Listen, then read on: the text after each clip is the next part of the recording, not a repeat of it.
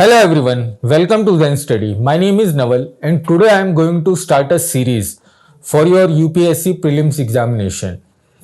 जैसा कि आप लोग जानते हैं कि 6 मंथ बचे हैं आपके एग्जाम में और आप बहुत ही कंफ्यूजन वाले स्टेट में होंगे अभी कि क्या पढ़ना है क्या नहीं पढ़ना।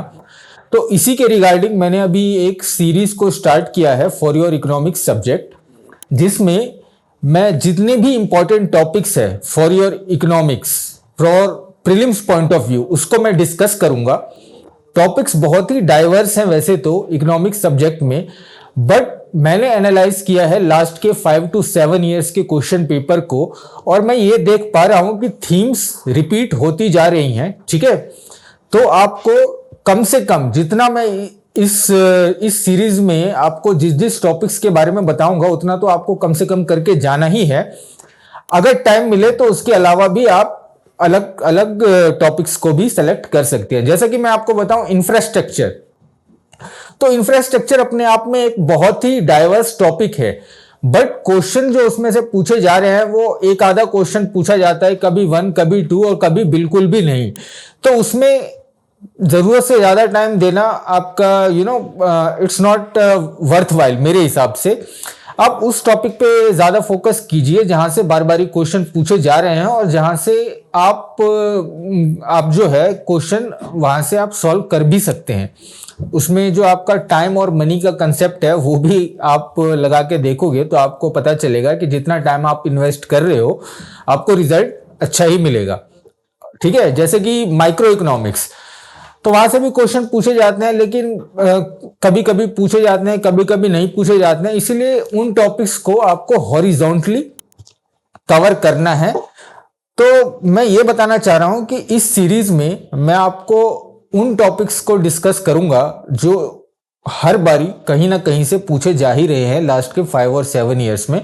तो अगर आप इन टॉपिक्स को भी कर लेते हैं तो 70 to 80% क्वेश्चन आप जो है सॉल्व कर पाएंगे। ठीक है, नाउ एक और कंफ्यूजन रहती है स्टूडेंट को इस स्टेज में कि कौन से स्टडी मटेरियल को हम फॉलो करें, क्योंकि मार्केट में तो बहुत ही ज्यादा मटेरियल्स है। तो एज ए स्टूडेंट जब मैं खुद भी प्रिपेयर कर रहा था तो मेरा जो कंक्लूजन निकलता है मैं आपको ये बोलूंगा कि keep your study material as simple as possible. NCERT आप अपने बेस बुक की तरह रखें, बेस मटेरियल की तरह रखें, और if possible then you can also refer Nitin Singhania sir. ठीक है, इट्स अ होलिस्टिक बुक, थोड़ा बल्कि है, बट अगर आप इसको पढ़ते हैं तो जो लैंग्वेज है वो भी काफ़ी स्टूडेंट फ्रेंडली है और सारे कंसेप्ट को आसानी से क्लियर कर रखा है for your prelims point of view. ठीक है, ना कि कोई ऐसे स्टडी मटेरियल को चूज कर लें जिसमें 1200 पेज है। ठीक है, मैं आपको पता ही चल गया होगा मैं किसकी बात कर रहा हूं। तो try to keep it simple as possible, क्योंकि जो आपका स्ट्राइक रेट है वो तभी बढ़ेगा अगर आप एक ही मटेरियल को बार बार ही पढ़ें, ना कि बहुत सारे मटेरियल को आप पढ़ते जाएं और ग्रैप्स जो है वो ना कर पाए। तो ठीक है, इस सीरीज में मैं इंपॉर्टेंट टॉपिक्स जो भी इकोनॉमिक्स से रिलेटेड हैं उसको कंसेप्चुअली डिस्कस करूंगा। बुक्स तो आपके पास हैं ही, स्टडी मटेरियल आपके पास हैं ही, आप उसमें से रेफर कर लें। मैं अपने स्टडी मटेरियल को फॉलो करता हूं, मैं उसमें से आपको पढ़ाऊंगा। ठीक है, और आप उसको फिर और कंसोलिडेट करने के लिए अपने मटेरियल से रीडिंग कर सकते हैं।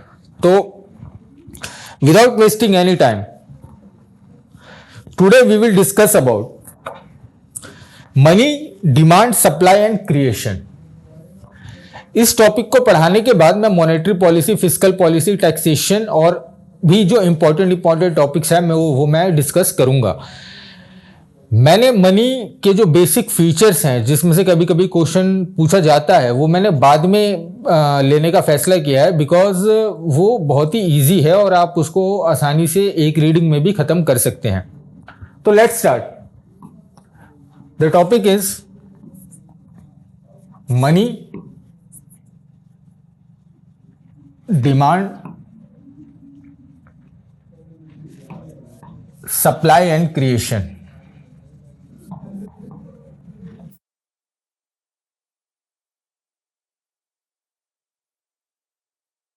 Now, as you see, money demand. What is demand of money?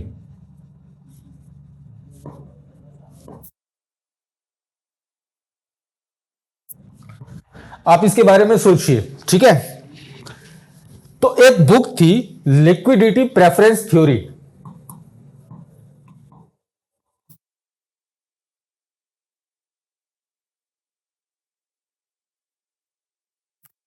Bye John Maynard Keynes. Spelling को आप देख लेना, ठीक है, that's not you know.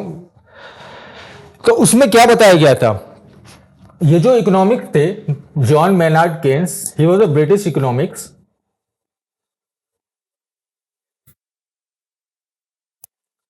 He said people prefer to keep a part of their liquid to keep a part of their acid in liquid form with three motives। उन्होंने बोला था कि जनरली जो लोग होते हैं वो जो अपने एसेट्स हैं यानी मनी है, उनको अपने पास रखने के लिए उनके पास थ्री मोटिव्स होते हैं, तीन मोटिव्स होते हैं। What are those motives? Transactional motive, okay.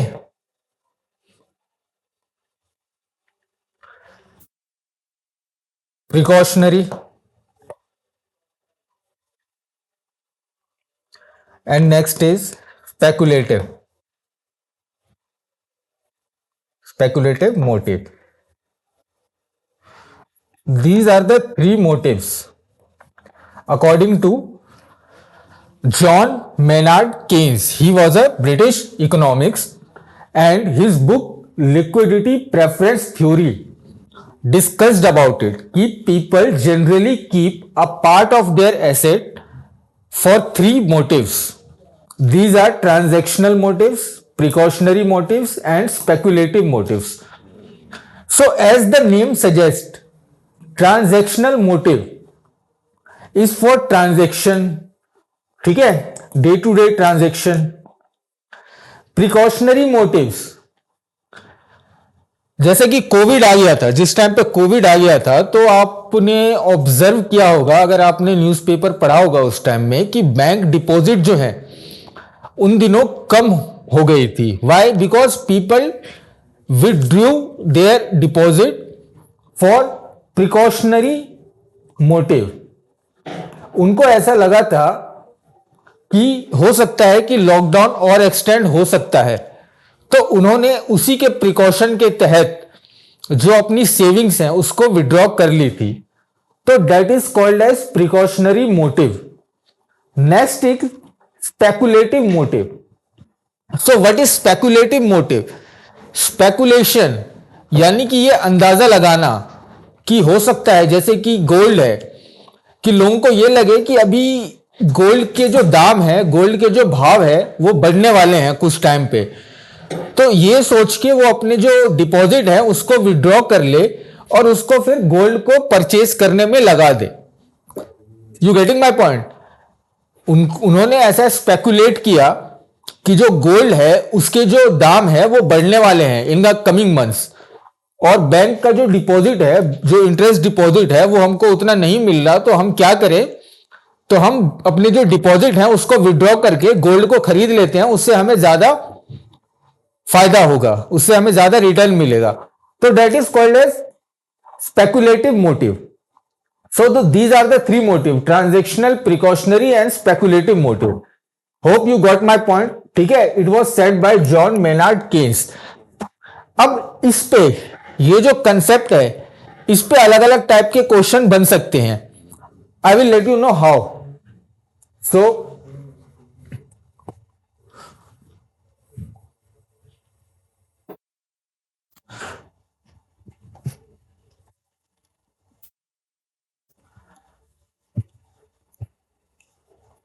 Now, जैसे कि मैंने आपको बता दिया तीनों मोटिव के बारे में, ठीक है। One more important point you need to understand, the amount of money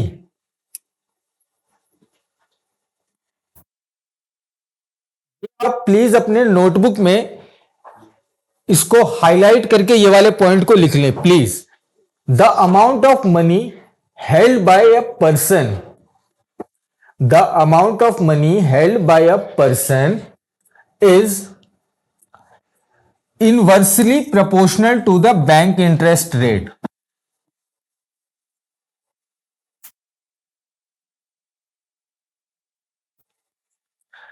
The amount of money held by a person is inversely proportional to bank interest rate. Please note that point in bold letters in your notebook. What I meant by that? What I meant by that? Bank interest rate. तो इसका मतलब यह है कि देखो मेरे पास अभी 50,000 रुपए हैं, तो 50,000 रुपए हैं और बैंक का जो इंटरेस्ट है वो 10% मिल रहा है मुझे, ठीक है। मेरे पास 50,000 रुपए हैं और बैंक का जो इंटरेस्ट है वो मुझे 10% मिल रहा है। तो मैं क्या चाहूंगा कि मैं जो कैश है वो उसको अपने पास रखूं या बैंक में रखूं। ऑफ कोर्स मैं ये चाहूंगा कि इसको मैं बैंक में रखूं, क्योंकि 10% मुझे इंटरेस्ट रेट मिल रहा है, वहां से मुझे रिटर्न मिल रहा है। लेकिन अगर बैंक का इंटरेस्ट रेट 5% है तो मैं ये सोच सकता हूं कि बैंक में देने की बजाय, बैंक में डिपॉजिट करने की बजाय, ये आप यहां पे बैंक इंटरेस्ट रेट में डिपॉजिट इंटरेस्ट रेट, ठीक है। लेकिन अगर 5% इंटरेस्ट रेट मुझे मिल रहा है तो मैं क्या सोचूंगा, मैं ये सोचूंगा कि बैंक में मैं क्यों दूं, मैं इसको इनफॉर्मली लेंड करता हूं किसी को और वहां मैं उसको चार्ज करता हूं 9% या 10%, और बैंक में मुझे 10% ही मिल रहा है, तो मुझे क्या फायदा, मुझे उतना फायदा नहीं लग रहा। तो यही कंसेप्ट है, ये कंसेप्ट आप प्लीज नोट डाउन कर लें। The amount of money held by a person is inversely proportional to deposit bank interest rate, ठीक है। अगर बैंक इंटरेस्ट रेट ज्यादा होगा तो ऑफ कोर्स डिपॉजिट ज्यादा आएंगी, पीपल अपने जो पैसे हैं, लोग अपने जो पैसे हैं वो बैंक में रखेंगे, और उसी तरह अगर इंटरेस्ट रेट कम देगा बैंक तो लोग जो हैं वो ये चाहेंगे कि हम पैसे को बैंक में नहीं रखें, ठीक है। Hope you got that point. Now next concept is total demand of money, ठीक है। T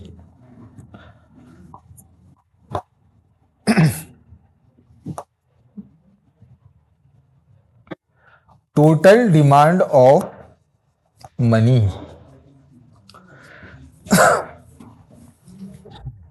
total demand of money यानी सबसे पहले तो आपको यह समझना है कि टोटल डिमांड, जैसा कि मैंने डिमांड में बताया था कि 3 टाइप्स ऑफ होते हैं कि स्पेकुलेटिव, ट्रांजैक्शनल एंड प्रिकॉशनरी। तो यहां ट्रांजैक्शनल, इसका मतलब टोटल डिमांड का मतलब, एंड प्रिकॉशनरी, ठीक है। और स्पेकुलेटिव भी आप लिख सकते हैं, ठीक है। इज, ये प्रोपोर्शनैलिटी का साइन है, इज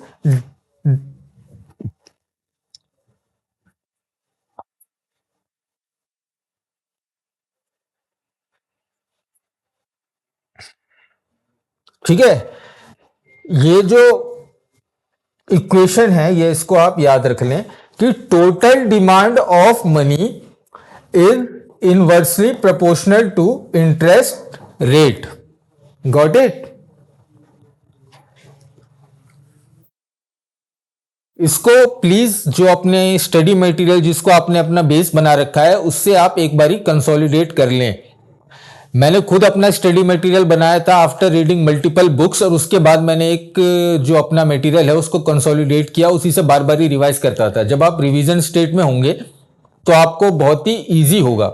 यहां मैं जितने भी इंपॉर्टेंट कंसेप्ट है, एक भी ऐसा कंसेप्ट नहीं है जो छोड़ूंगा, वो सारे कंसेप्ट को डिस्कस करूंगा। और एक बार अगर आपने कंसेप्ट सीख लिया तो उसके बाद आपको उसको कंसोलिडेट करना किसी भी स्टैंडर्ड बुक से, जैसे नितिन सिंघानिया या कोई भी अगर आप चूज करते हैं, बट आप चूज वो बुक करिए जो आप बार बार रिवाइज कर सकते हैं, ठीक है। तो यहां please understand the concept and after that you can read from your sources. ठीक है, तो मैंने क्या बताया, मैंने अभी ये डिस्कस किया है कि total demand of money, total demand of money is inversely proportional to bank interest rate. Here total demand means transactional demand plus speculative demand. Precautionary नहीं लिख रहा because right now it's not COVID. तो transactional demand plus speculative demand. अब इसको भी मैं अगर further break down करना चाहूं, ठीक है, अगर मैं इसको भी फर्दर ब्रेक डाउन करना चाहूं तो आप ये देखिए कि transactional demand is directly proportional to GDP. Why? क्योंकि अगर जीडीपी अच्छा होगा तो लोग ट्रांजैक्शन भी ज्यादा करेंगे, ठीक है। And speculative demand, okay, is, जैसे कि मैंने आपको बताया कि is inversely proportional to interest rate. Last slide में मैंने बताया था कि लोग स्पेकुलेशन की वजह से अपने हाथ में पैसा रखेंगे अगर बैंक का interest rate, deposit interest rate कम होगा, और अगर ज्यादा होगा तो वो उसमें ज्यादा उसमें इन्वेस्ट करेंगे, ठीक है। तो ये मोटा मोटी जो पॉइंट्स थे ये आप याद रख लें, ठीक है। इसके बाद हम स्टार्ट करते हैं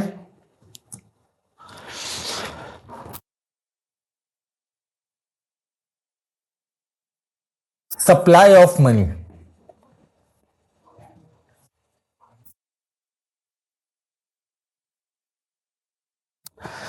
so friends, before going deep into this topic, I want to ask you one basic thing.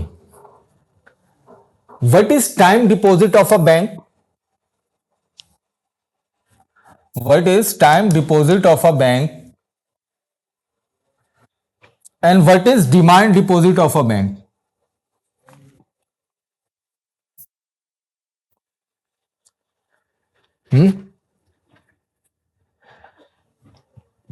Time deposit और डिमांड डिपॉजिट। हो सकता है कभी कभी क्वेश्चन भी पूछ लिया जाता है कि इनमें से कौन से टाइम डिपॉजिट हैं, कौन से डिमांड डिपॉजिट हैं स्टेट लेवल के पीसीएस में।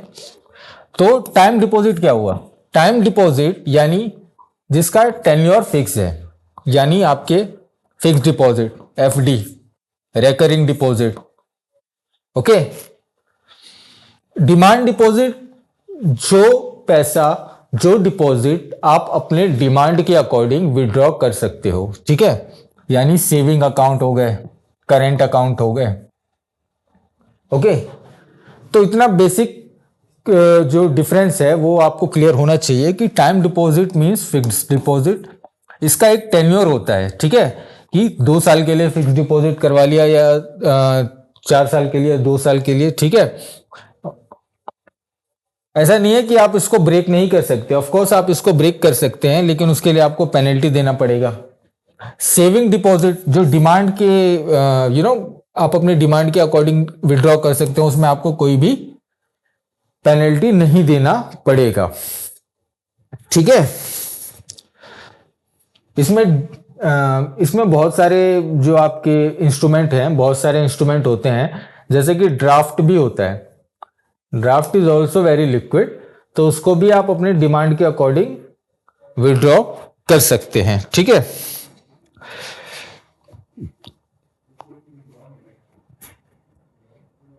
तो अभी आप मुझे ये बताओ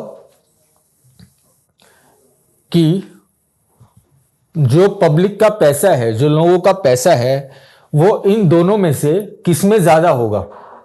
लोग कहां ज्यादा अपना डिपॉजिट डालते होंगे? टाइम डिपॉजिट में डालते होंगे या डिमांड डिपॉजिट में डालते होंगे?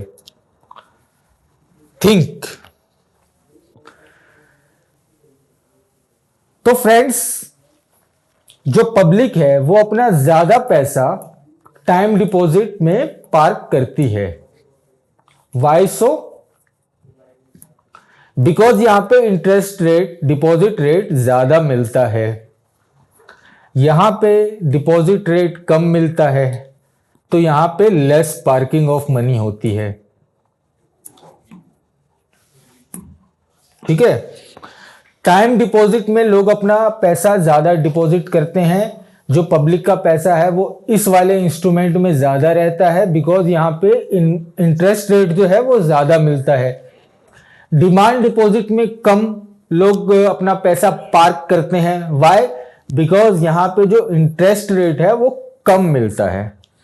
सो these are small small nuances which you need to be very clear. ठीक है।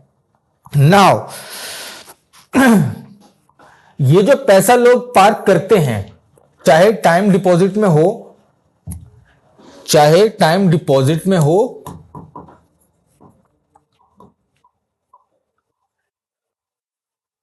या फिर डिमांड डिपॉजिट में हो,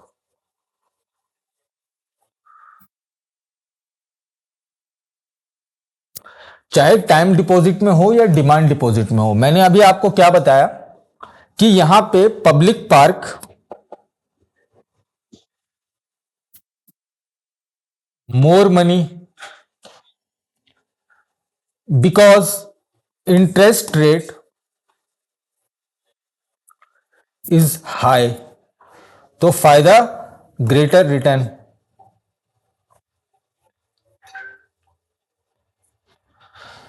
यहां पे less money park by because interest rate is less, so less return. Now एक इंपॉर्टेंट कंसेप्ट जो बहुत ही इजी है, उसको आप आराम से सोचिए और उसमें समझने की कोशिश कीजिए। मैंने किसी से पैसे लिए उधार में। मैंने अपने फ्रेंड को बोला कि आप मुझे 10,000 रुपये दे दो, तो उसने मुझे पैसे दे दिए 10,000 रुपये। तो पैसे तो मेरे पास आ गए 10,000 रुपये, लेकिन वो क्या है, मुझे उसको वापस भी तो करना है ना, मुझे उसको वापस भी करना है। तो वो क्या है, मेरी लायबिलिटी है, कि मुझे उसको वो पैसे रिटर्न करना है। पैसे तो मेरे पास है, बट मेरी ये लायबिलिटी है कि मुझे उसको रिटर्न करना है। ठीक है, क्योंकि मैंने उससे लिए हैं। You got that? तो बैंक के पास जो पैसा आता है, पब्लिक जो पैसा पार्क करती है बैंक में, तो पब्लिक का पैसा है, तो बैंक के लिए वो क्या हो गया, तो बैंक के लिए वो एक लायबिलिटी है। जो पब्लिक का डिपॉजिट है किसी भी फॉर्म में, चाहे टाइम डिपॉजिट हो या डिमांड डिपॉजिट हो, वो बैंक के लिए क्या है, लायबिलिटी। ओके, बैंक के लिए वो क्या है, liability. Hope you got that point, कि जो पब्लिक ने अपना पैसा वहां पे डिपॉजिट करवाया है बैंक में, वो बैंक के लिए क्या है, वो बैंक के लिए एक लायबिलिटी है। उसको वो पैसा रिटर्न करना है पब्लिक को एक टाइम पे। लेकिन मैंने ही किसी को उधार दिया हो पैसा, ठीक है, मैंने ही किसी को पैसा उधार दिया हो और बोला कि मुझे 5% या 6% इंटरेस्ट रेट इस पे चाहिए, मैंने किसी को दिया हो उधार, तो मेरे लिए क्या हुआ, वो पैसा मेरे लिए वो पैसा हो गया एसेट, क्योंकि वो मुझे रिटर्न जनरेट करके दे रहा है। अगर मैंने किसी से पैसे लिए तो मेरे लिए वो लायबिलिटी है, और अगर मैंने किसी को पैसे दिए तो मेरे लिए एक एसेट है। वाई? बिकॉज वो मुझे एक रिटर्न जनरेट करके दे रहा है। तो इन अ सिमिलर वे, बैंक जब किसी को लोन में पैसा देता है, तो वो उसके लिए एक एसेट है, और अगर डिपॉजिट को एक्सेप्ट करता है तो वो उसके लिए एक लायबिलिटी है। ये चीज क्लियर होना चाहिए, क्वेश्चन भी पूछा जा चुका है। अब मैं बताऊंगा कि वो क्वेश्चन क्या था। क्वेश्चन था, ये प्रीवियस ईयर यूपीएससी का क्वेश्चन है dash is not included in the asset of a bank. 4 option थे। क्वेश्चन में यह पूछा गया था कि इनमें से कौन सा एसेट नहीं होता बैंक का। ऑप्शन थे advances,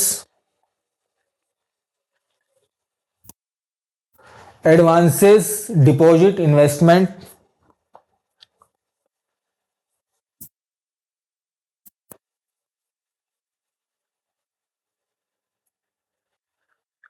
and the fourth one is money at call and short notice.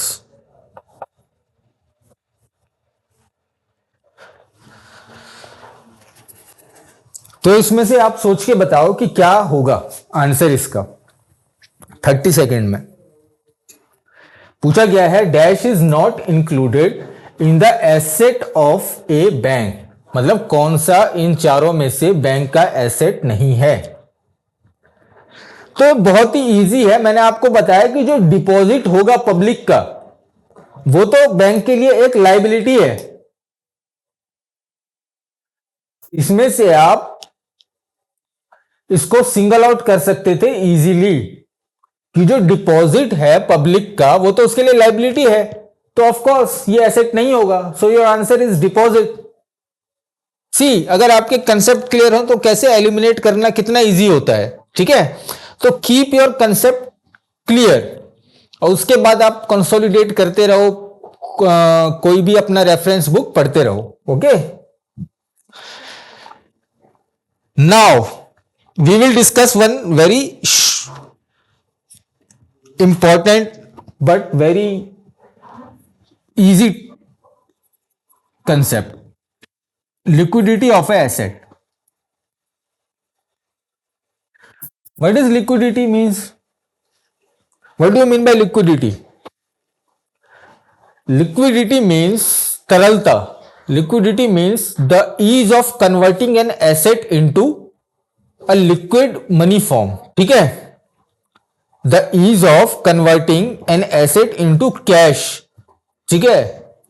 मतलब अगर आपके पास कोई एसेट है और कितने इजीली आप उसको कैश में कन्वर्ट कर सकते हो, तो वो उसकी लिक्विडिटी हुई। जैसा कि गोल्ड हुआ, गोल्ड,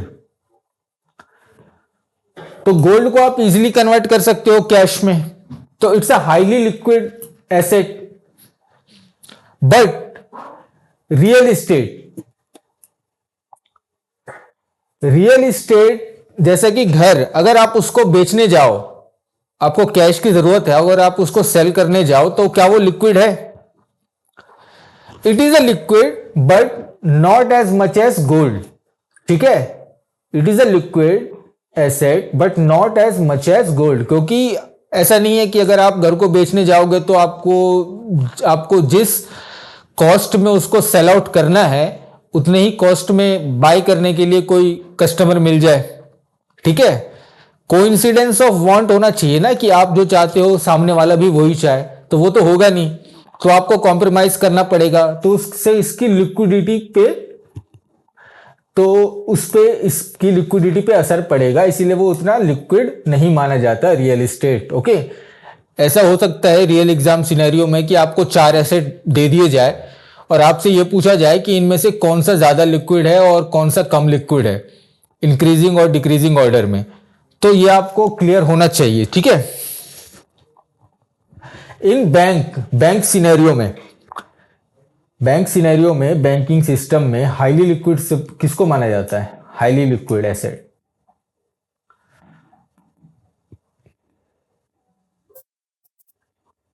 ये आपको याद करना पड़ेगा, ठीक है। जैसे मैंने पिछले स्लाइड में भी आपको डिस्कस किया था, हाईली लिक्विड एसेट क्या होता है। अभी मैंने आपको बताया कि हाईली लिक्विड वो होता है जिसको हम आसानी से कैश में कन्वर्ट कर सकें, और इलिक्विड वो होता है जिसको उतनी आसानी से कन्वर्ट नहीं कर सकते। तो डिमांड डिपॉजिट जो लास्ट स्लाइड में डिस्कस किया था, तो डिमांड डिपॉजिट को आप अपने डिमांड के अकॉर्डिंग विड्रॉ कर सकते हो। टाइम डिपॉजिट में आपको एक जो टेन्योर है उससे पहले उसको ब्रेक नहीं कर सकते, यही है ना, इसीलिए उसको टाइम डिपॉजिट बोलते हैं।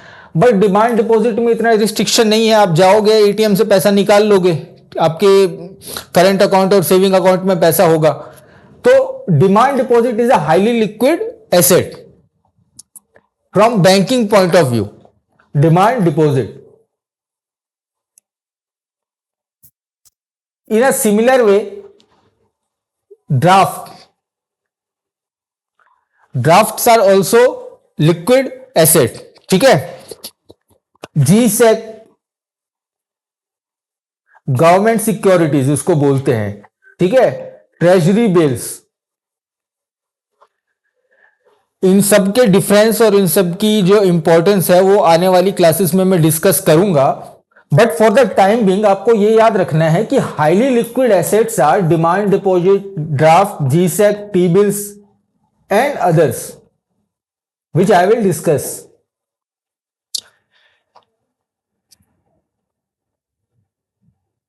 What can come in others category.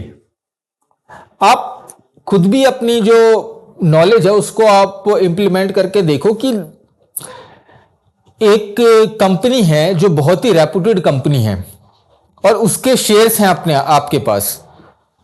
तो अगर आप उसको सेल करने जाओगे उस शेयर्स को, किसी रेपुटेड कंपनी के शेयर्स को, तो वो आसानी से बिक जाएंगे. तो आप ये भी यहां पे लिख सकते हैं कि shares of reputed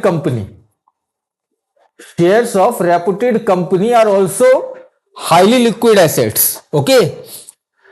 So I think you got my point that highly liquid assets are those assets which can be converted into cash instantly, or you can say as whenever you want to convert that into cash, आप उसको आसानी से cash में convert कर सकते हैं, जैसे कि demand deposit, draft, G sec, T bills and shares of reputed company.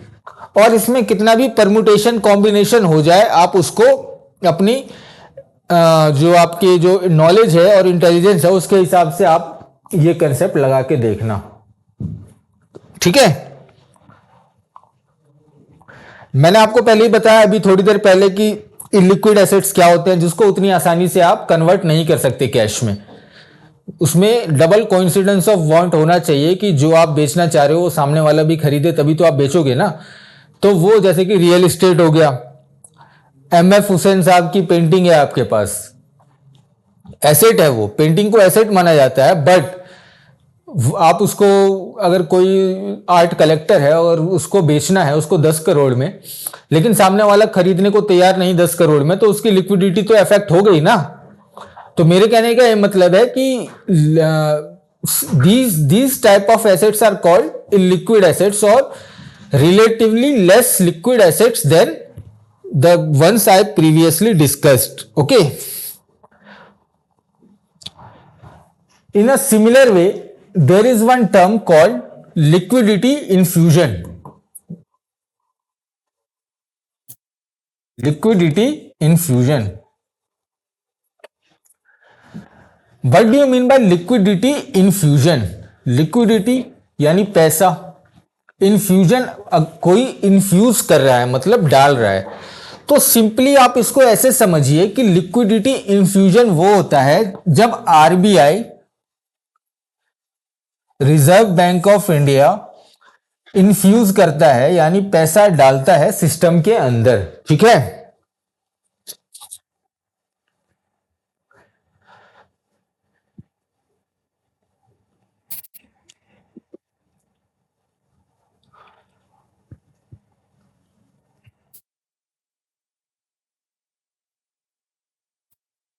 आपको ये टर्म पता चला? पहले let the term sink in. What do you mean by liquidity infusion? देखिए, लिक्विडिटी इन्फ्यूजन वो होता है जब आरबीआई, मान लीजिए कोई बैंक है, कोई शेड्यूल कमर्शियल बैंक है, ये टर्म मैं डिस्कस करूंगा जब हम अपनी बैंकिंग की क्लास लेंगे. ठीक है. उसको लिक्विडिटी की कमी आ गई, उसको कैश की कमी आ गई. वाई? बिकॉज स्पेकुलेटिव डिमांड के चलते लोगों ने अपना पैसा पार्क किया नहीं बैंक में, तो कैश की कमी आ गई उसके पास. तो he request RBI, they request the said bank जो है वो रिक्वेस्ट करेगा आरबीआई को मनी के लिए. आरबीआई क्या करेगी, उस बैंक के जो बिल्स शेयर्स हैं वो खरीद लेगी, ठीक है, और उसको उस शेयर प्लेज के बदले मनी देगी। तो वो इनडायरेक्टली लिक्विडिटी को इन्फ्यूज कर रही है बैंकिंग में बाय टेकिंग देयर शेयर्स, ठीक है। तो ये बेसिक पॉइंट आप जो है इसको आप क्लियर रखें अपने माइंड में कि what is meant by liquidity infusion.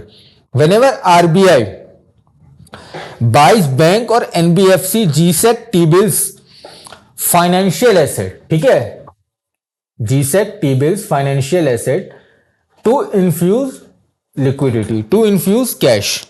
Hope you got that point.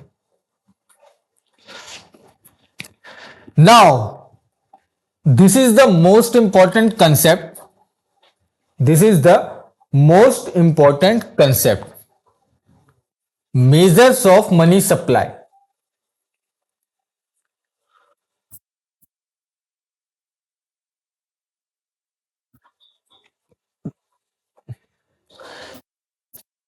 अलग अलग बुक में बहुत ही कॉम्प्लेक्स तरीके से दे रखा है और इससे क्वेश्चन भी बन जाते हैं, बनते भी हैं, और प्रोबेबिलिटी है इन फ्यूचर और क्वेश्चंस बनने की।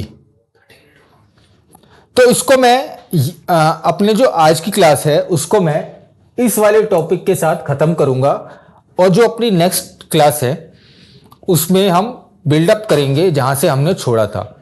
तो let me discuss this topic to you, measures of money supply. Now what is meant by money supply? See, government of India को अगर एक कोई स्कीम बनाना है, गवर्नमेंट ऑफ इंडिया को एक स्कीम बनाना है, मान लीजिए न्यूट्रिशन के रिगार्डिंग, कि हमें न्यूट्रिशन सबों को अच्छा देना है पूरे इंडिया को, तो सबसे पहले उसको क्या करना पड़ेगा, गवर्नमेंट को यह पता करना पड़ेगा कि अभी जो करेंटली इकोनॉमी में है वो कितना मनी सप्लाई है, कितना पैसा अभी इकोनॉमी में सप्लाई है, मतलब कितना अभी तरलता है इकोनॉमी में, ठीक है। In a similar way money supply means the total amount of money in an economy at a given point.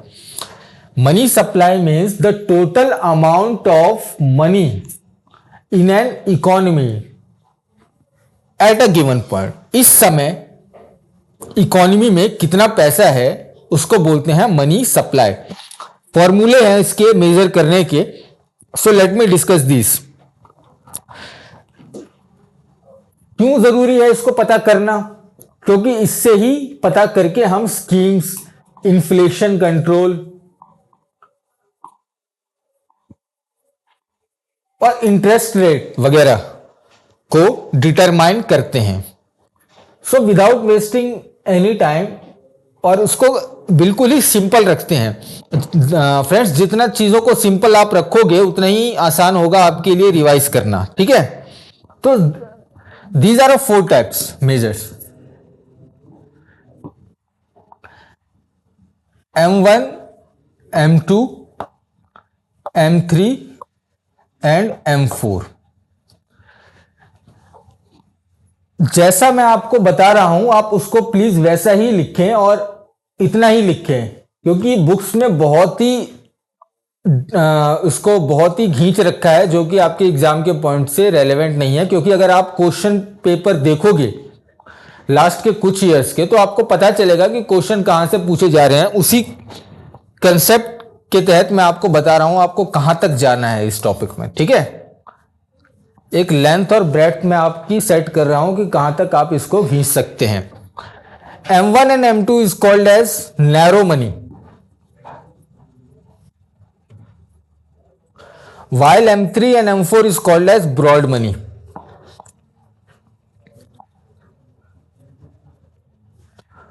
Narrow money why, because इनकी क्वांटिटी कम है। ब्रॉड मनी वाई, बिकॉज इनकी क्वांटिटी ज्यादा है, ठीक है। अभी के लिए इतना ही याद रखें आप।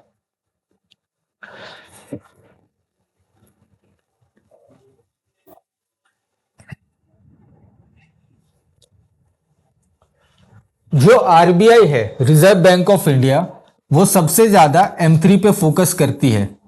इसको एग्रीगेट मनी सप्लाई बोलते हैं।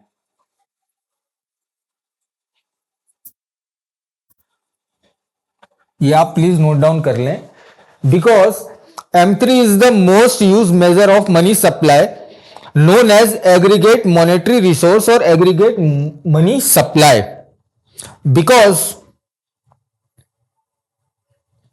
out of all the money supply indicators, this is the indicator which RBI focuses while preparing monetary policy. तो जब आरबीआई अपनी मॉनेटरी पॉलिसी डिजाइन करती है तो out of all these four, they specifically target M3 and it's also called as aggregate monetary supply to make monetary resources M3. ये आप ज्यादा याद रखें हैं अच्छे से। Now जल्दी जल्दी मैं करता हूं उसको। Here we take CU. CU means coins and currency with people.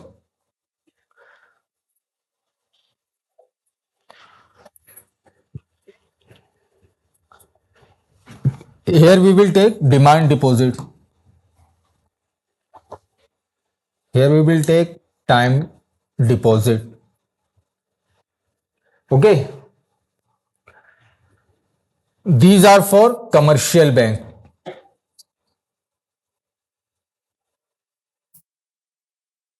For post office also.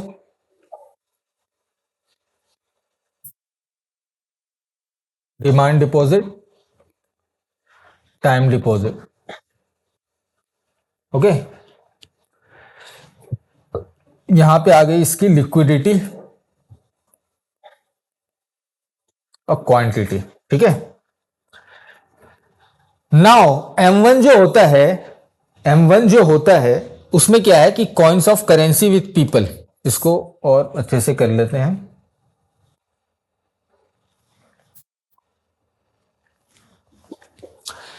Coin and currency with people, ये तो चारों में रहेगा। ठीक है, M1 में खाली डिमांड डिपॉजिट होता है। ठीक है, पब्लिक के पास no time deposit, no post office demand deposit, कुछ नहीं। तो जैसा कि आप देख रहे हैं जो M1 होता है उसमें only demand deposit and coins and currency with the people, so it is highly liquid. इसको मैं 5 स्टार देता हूं। ठीक है,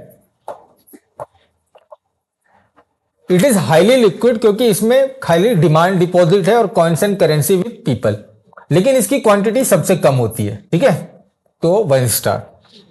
नाउ M2 में coins and currency with people तो है ही, demand and deposit with commercial bank plus demand deposit with post office, बाकी कुछ नहीं।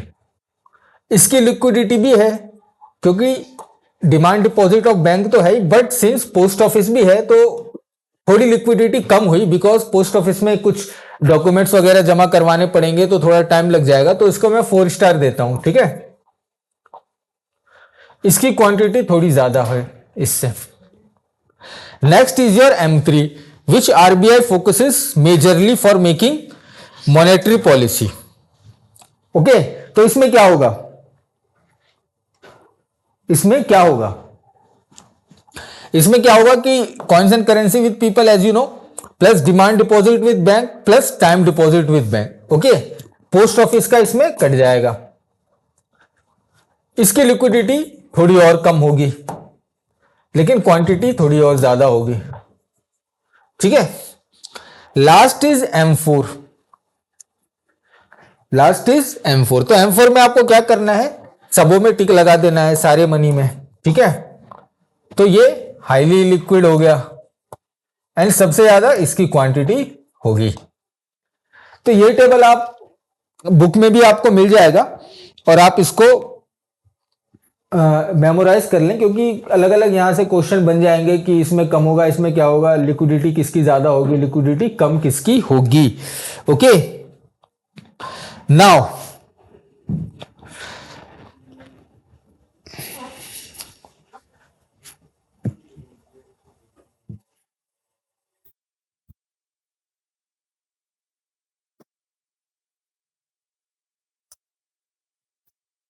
जैसे कि मैंने आपको यहां पे डिस्कस किया था नैरो मनी और ब्रॉड मनी, तो मैंने इसको नैरो मनी क्यों बोला था?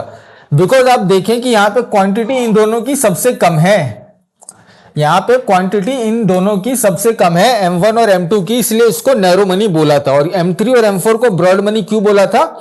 क्योंकि इनकी क्वांटिटी ज्यादा है। I hope you got my point.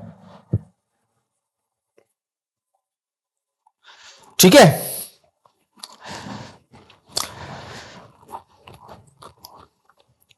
अभी एक क्वेश्चन आप सॉल्व कीजिए। ये क्वेश्चन पूछा जा चुका है।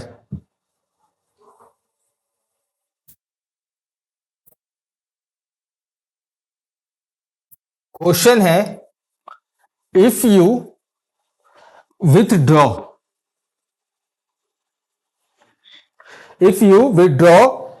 ₹1 lakh in cash from your demand deposit, ₹1 lakh in cash from your demand deposit,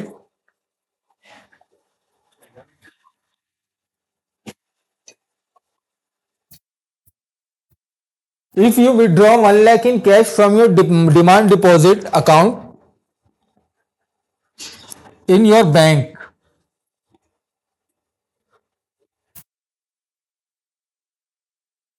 the immediate effect on aggregate money supply will be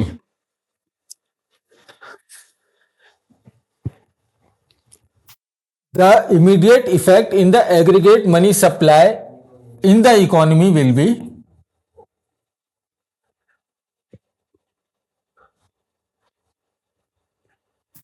चार ऑप्शन है to reduce it by 1 lakh,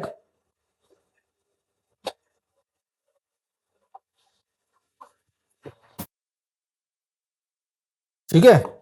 दूसरा option है to increase by 1 lakh, C is to increase by more than 1 lakh।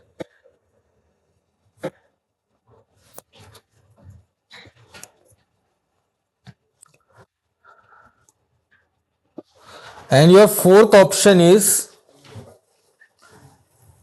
to leave it unchanged. To leave it unchanged मतलब कुछ फर्क नहीं पड़ेगा।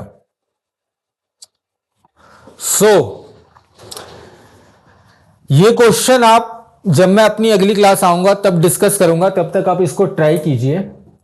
और जैसा कि मैंने स्टार्टिंग ऑफ द वीडियो में आपको बताया कि जितना भी आपका प्रीलिम्स स्पेसिफिक इकोनॉमिक से रिलेटेड जितना भी इंपॉर्टेंट टॉपिक्स है वो मैं जो अपनी आने वाली क्लासेस है उसमें सारे मैं आपको डिस्कस करूंगा in detail, all the concept related to economics for your prelims point of view. अगर आप उस जितना मैं आपको बताऊंगा उतना भी कर लो, क्योंकि आने वाली क्लासेस में मैं और भी इंपॉर्टेंट टॉपिक्स को डिस्कस करूंगा, तो आप 70 to 80% जो क्वेश्चन है वो आराम से कर पाओगे, क्योंकि मैंने एनालाइज किया है कि बार बार थीम्स रिपीट होते हैं, कहां से क्वेश्चन पूछे जाते हैं और कौन से टॉपिक पे आपको ज्यादा फोकस करना है। कुछ टॉपिक्स पे बिल्कुल भी फोकस नहीं करना, उनको लास्ट की 1-2 क्लासेस में हॉरिजॉन्टली कवर करके जाना है, ठीक है। और कुछ टॉपिक्स पे अगर आपकी पकड़ ज्यादा होगी तो आप आसानी से 70 to 80% क्वेश्चन आप कर पाओगे, ये मैं आपको प्रॉमिस करता हूं। सो मेरी आने वाली क्लासेस को आप देखिए और अपने जो स्टैंडर्ड बुक हैं जो जिनको आपने रेफरेंस बना रखा है या अपने नोट्स को, उससे आप उनको कंसोलिडेट करते रहिए। कंसेप्ट मैं सभी आपको यहां पे बता दूंगा। और क्लासेस जो है वो हम ज्यादा लंबी नहीं रखेंगे, उतनी ही रखेंगे जितना आप अपना अटेंशन को होल्ड कर सकते हो, ठीक है। तो that's all for today. In our upcoming class I will discuss and I will elongate this topic, and उसके बाद हम फिर मॉनेटरी पॉलिसी पे जाएंगे। इस टॉपिक को एंड करने के बाद एक और क्लास लगेगी मुझे इस टॉपिक को एंड करने में, और उसके बाद हम मॉनेटरी पॉलिसी पे जंप करेंगे। उसमें 2-3 क्लास मुझे लगेगी, बहुत ही डिटेल में आपको समझाना है। So that's all for today. Keep learning, keep watching classes. Thank you so much.